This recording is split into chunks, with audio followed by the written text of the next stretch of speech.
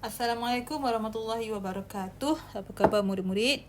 Saya doakan murid-murid sihat sejahtera di samping keluarga yang tersayang. Baik, hari ini kita akan belajar pendidikan Islam bab ibadah iaitu diriku bersih. Diriku bersih yang mana kita akan sambung pelajaran minggu lalu iaitu masih lagi dalam tajuk istinja. Iaitu tajuk istinja. Baik, sebelum ni saya dah terangkan maksud istinja kan? Kemudian alat-alat untuk beristinja saya sudah terang. Okey, baik. Kemudian ciri-ciri alat istinja pun saya sudah terang kan. Dan juga cara beristinja saya sudah terang. Iaitu perlu guna 3 ketul batu, 3 helai daun, 3 batang kayu, 3 daun kering atau lebih. Kan saya sudah terang. Jadi kemudian hari ini saya akan terang dengan lebih terperinci tentang cara-cara beristinja selain air. Cara beristinja selain air. Ini contoh dia buat dekat teddy bear lah. Teddy bear dengan menggunakan batu. Jadi saya nak buka buku teks muka surat 76. Ya murid-murid, buka buku teks muka surat 76. Baik, kita tengok sama-sama contoh teddy bear ni Okey, yang pertama iaitu cara beristinja selain air, iaitu kita kena sapu kubul dan dubur dengan benda kesat. Contohnya apa? Contohnya batu di sini. Jadi kita kena sapu kubul atau dubur menggunakan benda yang kesat. Jangan benda licin, ya. Jangan plastik. Jangan ya. Kita ambil batu, contoh satu batu ni, tangan dia ni nampak. Satu batu ni kita pun calik dekat kubur atau dubur. Lepas tu batu ni kita buang. Ya, kita buang.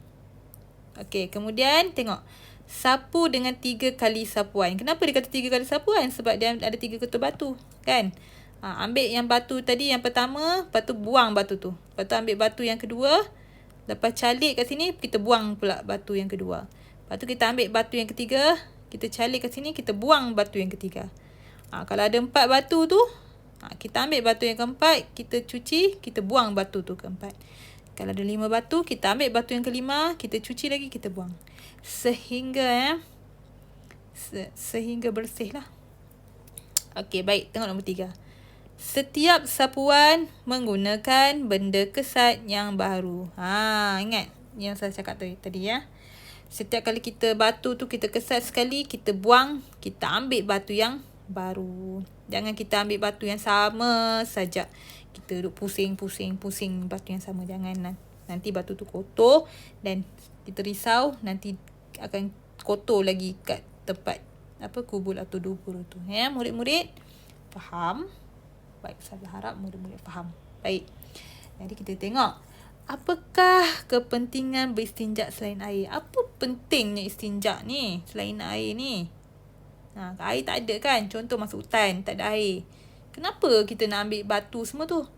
Yang pertama, dia mudah didapati. Contohnya kalau kita masuk hutan, mestilah ada daun kan? Kat hutan kan banyak pokok.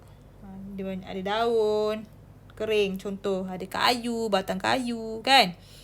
Kemudian sebagai pilihan selain air. Jadi Islam sangat menitik beratkan kepada bersih, suci. Contohnya dia bagi alternatif. Pilihan kedua. Contoh tiada air, ada benda lain yang kita boleh menyucikan. Ya, murid-murid. Okey, baik. Info.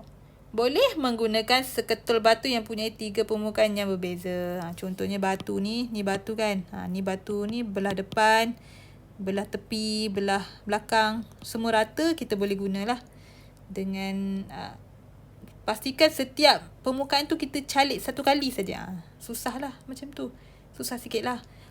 Itulah saya cakap. Cari batu biar banyak sedikit. Senang. Kita calik satu, kita buang. Kita ambil batu lain, kita buang. Senang macam tu. Baik. Kita tengok ni ya. Kepentingan beristinja. Kepentingan beristinja. Kenapa Islam sangat menitik beratkan kita untuk beristinja selain menggunakan air? Kenapa? Iaitu yang pertama, ia menggambarkan akhlak mulia orang Islam. Kenapa orang Islam? Ini kita kena suci, bersih. Orang Islam ni dia pembersih sangat ya. Sangat pembersih. Allah suka sangat orang yang bersih. Sebab dia akan menggambarkan akhlak mulia seseorang itu. Ya murid-murid. Kemudian kita akan sah ibadah. Nampak ni, sah ibadah. Kita nak semayang. Takkan kita nak semayang dalam keadaan kita kotor kan? Kita bau kencing. Contoh, kita nak semayang. Tak boleh. Kita kena cucikan dulu kemaluan kita tu. Dengan menggunakan air. Kalau air tiada, kita kena gunakan benda-benda kesat yang saya terangkan sebelum ni. Kemudian yang ketiga, kita nak bezakan manusia dengan haiwan. Kita nak bezakan manusia dengan haiwan. Kalau haiwan, dia ada cara dia bersihkan lah. Tapi tu kita nak membezakan antara kita dengan haiwan. Ada haiwan yang tak bersihkan kan. Dia lepas dia berak kencing, dia tak bersihkan. Ada juga haiwan macam tu. Nak bezakan manusia dengan haiwan. Kemudian yang seterusnya itu sihat rohani dan jasmani. Bersih. Bila kita bersih, kita akan sihat. Selalunya orang yang kotor, tak suka menyucikan diri, dia akan sakit lah selalunya. Sebabnya benda-benda kotor ni akan menyebabkan orang tu jadi sakit. Jadi kita nak sihat semua dari segi fizikal, mental, rohani dan jasmani. Kita kena bersih lah. Sentiasa bersih. Dalam keadaan apa jua keadaan. Jadi sampai di sini saja pelajaran hari ini. Jadi insyaAllah kita akan sambung lagi dan jumpa dalam tajuk yang lainnya insyaAllah. Assalamualaikum warahmatullahi wabarakatuh.